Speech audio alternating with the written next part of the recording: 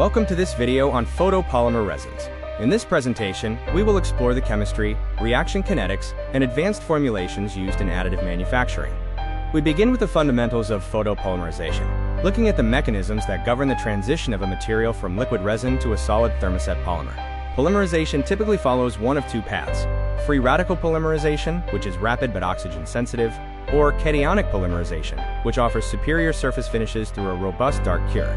Comparing these two, we see significant differences in their cure speed, volumetric shrinkage, oxygen sensitivity, and moisture tolerance. Photoinitiators are essential catalysts in this process. Their absorption spectra must align with the printer's light engine to ensure effective curing and high resolution. Oxygen inhibition presents a challenge in free radical systems, as atmospheric oxygen can quench radicals and create a tacky surface layer. Mitigation strategies often involve inert gas environments.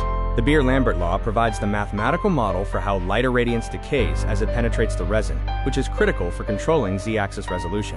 The Jacobs working curve illustrates the relationship between cure depth and radiant exposure, acting as a vital tool for calibrating layer thicknesses. Key parameters in the working curve include the critical energy, which is the minimum energy for gelation, and the penetration depth, which influences the slope of the curve.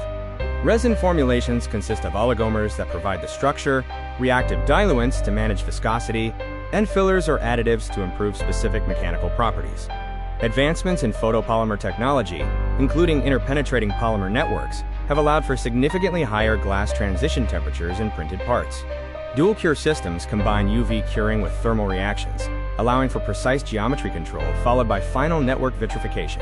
Safety is paramount when working with these materials, as we navigate standards like ISO 10993 for medical and dental device applications. Liquid resins can be cytotoxic, making thorough post-processing steps like solvent washing essential to ensure the final part meets biological safety requirements.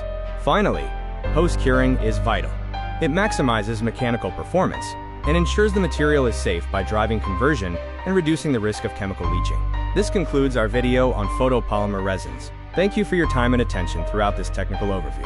For further exploration of the topics covered, please refer to the source materials and references provided here.